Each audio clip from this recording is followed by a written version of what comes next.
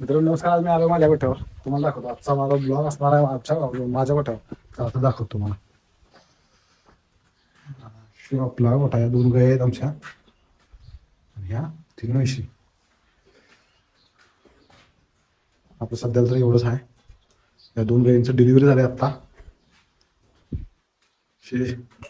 7 महिन्याची गाभण आहे आणि ही 4 महिन्याची आहे आणि ही पण 7 महिन्याची गाभण आहे. बघू शकता आम्ही पण सगळं लहानपणापासून सांभाळतोय सगळं आणि आता एवढी केले. तुझं आमचं सध्या 30 लिटर चालू आहे आणि आपलं वैरण्याचं नियोजन पण जाम आहे. आता बाहेरचा दाखवतो. 2 अजून आहेत आणि फ्युचर ही जाम ही तयार करायला लागलं आहे का नाही. लाभ नाही करायचा. फ्युचर पिढी हे काय आणि आमचं वैरण्याचं नियोजन. वैरण्याचं नियोजन आम्ही तर मला एका वैरण केल्या आणि हे आहे हे 10 गुंठ आणि सेम असंच 10 गुंठ आम्ही बाहेर केलंय. अजून एक राहणार त्या राहणार आणि 10 गुंठ आणि 15 गुंठ हे ऊस आहे. असं आम्ही हे नियोजन वैरणीचं आणि आमचा असं गोठा रोटाची गोठा आमचा. ही आमची वैरण. आता हे 10 गुंठ संपायला आमचं खालचं 10 गुंठ येत आहे. खालचं 10 गुंठ मोठं झालं असं मला आम्ही आपल्या इकडे वैरणीसाठी ठेवलंय आणि हे झालं की आणि वाळली वेळ आता मुस्काट म्हणा किंवा असं काहीतरी मुस्काट त्याप्रमाणे कडबा ज्वारीचा कडबा असा वगैरे वाळलं घेतोय आम्ही. त्याच्यामुळं आम्हाला ते वैरण पूर्ण पोहते असा नियोजन आहे आपला सगळा. दुनियाचं म्हणून 30 लिटर दूध आहे आणि ते सगळं काहीच आहे. का आहे घरापुरतं तेवढंच लिटर 2 लिटर दूध आहे. 2 लिटर थोडं घरात लागते. सकाळी 1 लिटर संध्याकाळी 1 लिटर. आणि ही आमची कुत्ता गॅंग हे फौजी गार्ड्स आहेत. 2 गार्ड्स. हे फिमेल आहे हे मेल आहे.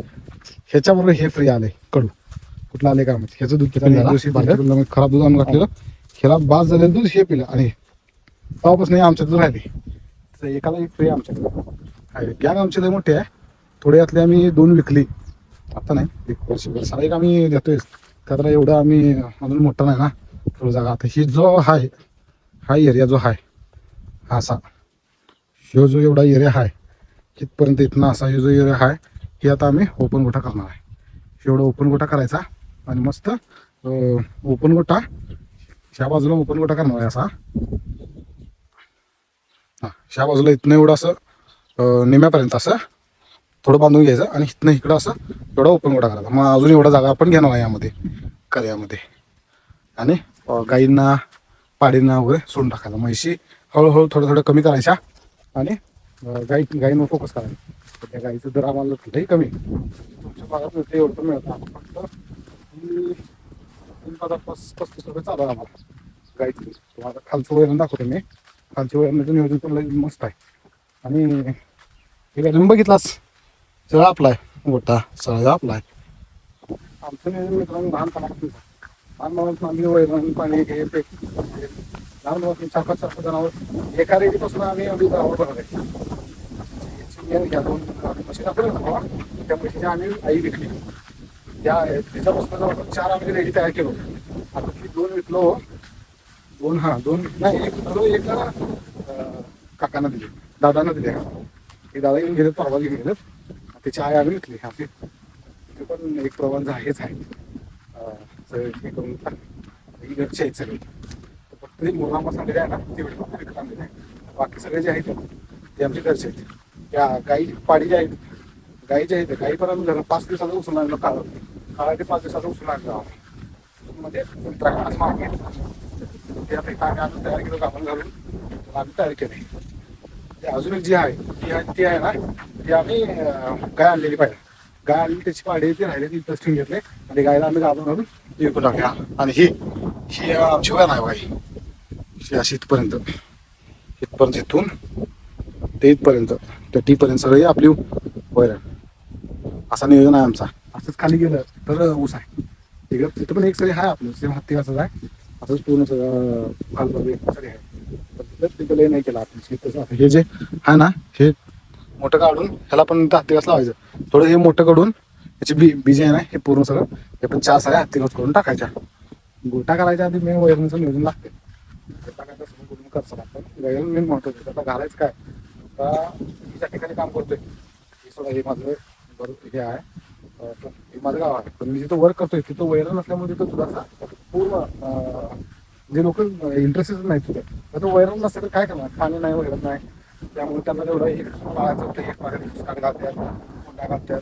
परत सरायला आता का वैरण आले, आता त्यांनी आता जनावर त्यांनी वाढवत आहेत. आता त्यांनी मस्तपैकी असं हे बघा असंच आलेलं असतंय हिंडवत रोज सकाळी 7-7:30 वाजता त्यांनी दारा काढून जेवण करून डबा बांधून घेऊन असं निवांत हिंडत राहतात जनावर. पण उन्हाळा मात्र तिथं काही नसतं, जनावर निरकून टाकतो त्यांना काय म्हणजे काय नसतं उन्हाळ्यात, चारायला म्हणा किंवा कापायला म्हणा घालायला म्हणा काही नसतं. तर त्यावेळेला त्यांनी पूर्ण विकून टाकतात सगळं. हा ऊस बघितला का, हा ऊस सगळा आमचा इकडे. इथं पण आम्ही एक सरी जाईल, एक सरीच लावल्या पण 2 सरी झाल्यानं झालीच त्याला. एक सरी फुल लावले पावसाच्या पानावर. ही सगळी वैरण बघाय, ही वैरण नाही, ही आम्ही कधी असं सोडतोय चालायला वगैरे. मित्रांनो गोठा करताना पहिल्यांदा चांगलं किंवा फायदा तोटा बघून चालत नाही, तर मला इन्व्हेस्टमेंट करावं लागतं. पहिला 2-3 वर्ष आपलं आलेलं त्याचं त्याला करत जाऊन मोठं करायचा आणि नंतर ना मग फ्युचरला वाढत जाते. आता हे आमचं कसं आहे आज नाही करायचं, आम्ही आता इकडे इन्व्हेस्टमेंट आहे बघा. हे असं हे करून लाईन करून एवढं आम्ही वाढवून घेणार आहे. निम्म आता करायचं जनावर मोठा हा, यामध्ये फक्त वाढवत जायचं, विकत काही नाही आणायचं, घरचे आहेत तयार करत निवांत करायचं. आम्ही लय हे करत बसत नाही. वर्षाला आमचं नाही म्हणजे 50-60-70-80 हजार होत्याच, एक जनावर तयार केलं तरी होत्यात. तसे आम्ही 2 चालू केलेला. आणि हे शेण नाही म्हटलं तरी 10-20-25 डबे शेण जाते. 6 महिन्याला काढतोय आम्ही मोठं हे 20-25 डबे शेण जाते आमचं, आहे का नाही, नाद नाही करायचं. आणि आमची कॅम्प परत आली बघा, आली काय गाड चाली माझी. असा सिस्टम आमचा. नवीन गोटा करायला सोपं नाही आणि कोण पण नवीन गोटा करताना फायदा तोटा बघून चालत नाही. पहिल्यांदा आता एवढ्या जनावर आमची एक तयार केलेली एक्सपायर झाल्या 2.5 वर्षात व्यालेली मुर्रा रेडी तयार केलं आम्ही, ती एक्सपायर झाली. त्याचा फोटो तिचा कृषी प्रदर्शनला 2 नंबर आला. आता आहे द्या मला बघून एवढा तिकडे गेलो ना, त्या दोन्हीची आता वेगळी जागा 43 लिटर दूध आहे त्यांचं. हे सिस्टम आमचं सगळं. तर गोटा करताना मेन महत्त्वाचा मुद्दा फायदा तोटा किंवा दर जास्त करून चालत नाही, व्यवस्थित मेंटेन करावं लागतंय. नाही काय काम आहे, ओपन गोटा घ्या तर लईच भारी होते. हे आमची पुढची बॅच तयार करायला आम्ही, नाद नाही करायचा भाऊ. शेतकरी पुढच्या ब्लॉगला मी अजून एका गोटावाल्याला भेटून त्यांच्याकडून माहिती घेऊन तुम्हाला तरी सांगतो.